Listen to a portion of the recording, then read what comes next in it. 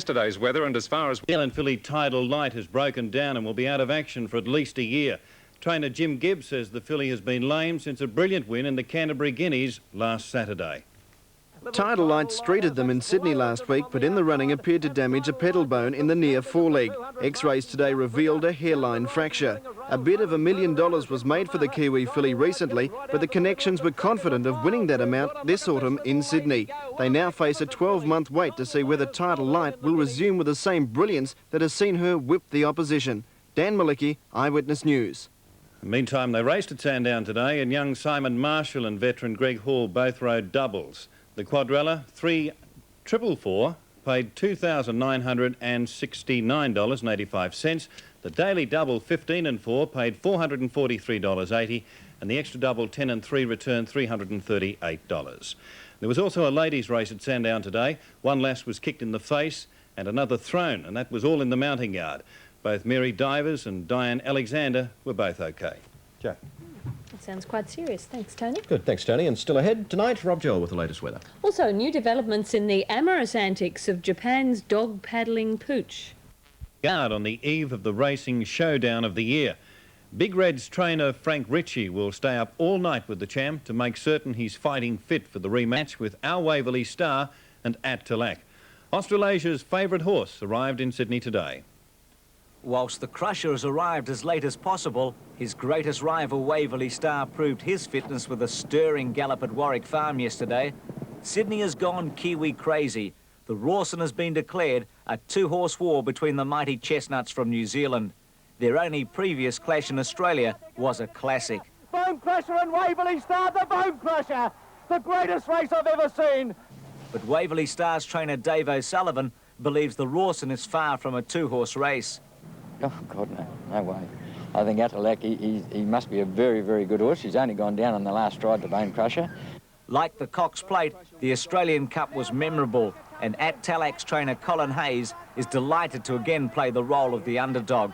Lovely. It's actually a lot, from the jockey's angle, I'm sure that Ron Quinton won't loosely think he's a great tactician, and he rode the horse this week and he's delighted with him. The horse is really going superbly.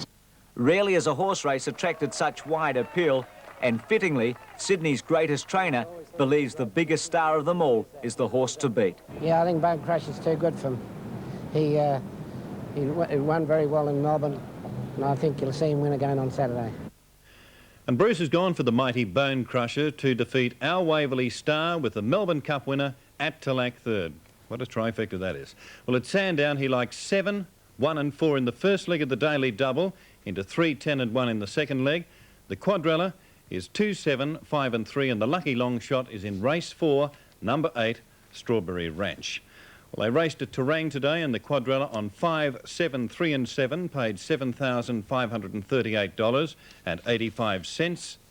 The daily double 5 and 3, $84.85, and the extra double, a pair of sevens, $49.10. Well, Collingwood looks set to win the premiership this year. Not in football, but cricket. Today they had Northcote on the slide in the district cricket final, but by stumps for the second week in a row, the Northcote bowlers made up for their batsmen's failures to reach 9 for 186. Office workers along St Kilda Road got an added Friday bonus today, cricket at the Albert Ground. And whilst the diehards occupied small areas of the ground, workers were occasionally involved when an appeal or wicket fell. Rider medalist Andrew Wildsmith was one such victim, caught Sleeman for only 9. Richardson got his bat or pad down the track and survived, whilst Dowling played shots similar to former spin bowler Jim Higgs, much to the dismay of Ward. Richardson eventually went run out thanks to some brilliant fielding by Jordan off the bowling of Sleeman. The Woods were in charge and a flag was in the air.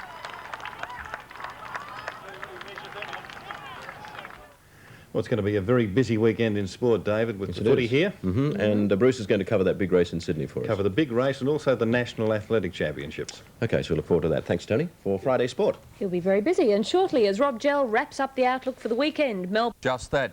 The big event will see the long-awaited return clash between Bone Crusher and Our Waverley Star.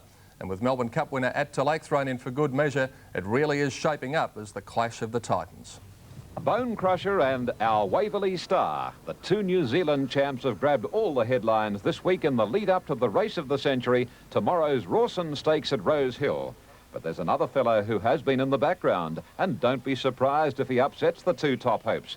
He's the 6-year-old stallion at Tallack, and trainer Colin Hayes certainly doesn't rate the Rawson as a two-horse race. Well, I think he has been overlooked a little, Ian. He's a horse of great class, and he's proved that by winning a Group 1 in France and winning the Melbourne Cup, and he's ran 4th in the English Derby, and if you look at his form, actually, it's excellent. He's keeps on running well. Bone Crusher has been trained with the Tancred Stakes as his main target next month, and Our Waverley Star was as fat as a front rower during the off-season when he defeated Diamond Shower at Warwick Farm a fortnight back. Ours was still on the improve. He weighed 14 kilos more than his goal weight, and being a 6-year-old stallion, they take a little bit longer to get fitter, and so he's a much fitter horse now. Meanwhile, racing here in Melbourne tomorrow is at Sandown, where the Rowena Hurdle is the first of 9 races at 12 noon.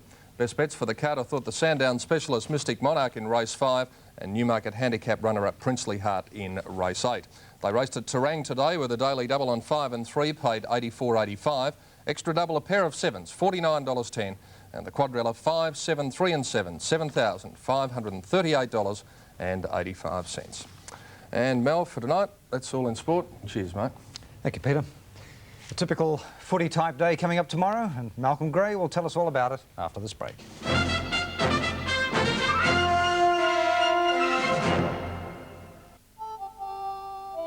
The change. A strong wind warning is current east of the Prom. The southwesterly change will cross the bays tomorrow morning, whipping up a rather rough sea with white caps. The freshening northerly will give the city a warm night of 15 degrees. We'll have a little rain at first tomorrow with the cool change. A shower or two will follow the change, and we'll head for 20 degrees. I trust we're not 8 degrees off target. And my old mate, we're heading into several days of on-again, off-again showers. Thank you, mate. That's the way we saw news on this 27th day of March. I think I may remember it. In case you haven't heard by now, this is my final news bulletin. The new management of Channel 7 wants to make another change, and this time it's me. There's little more to say other than thank you for your loyalty over the past 17 years, and in particular the last 9 years here. Take care. Good night.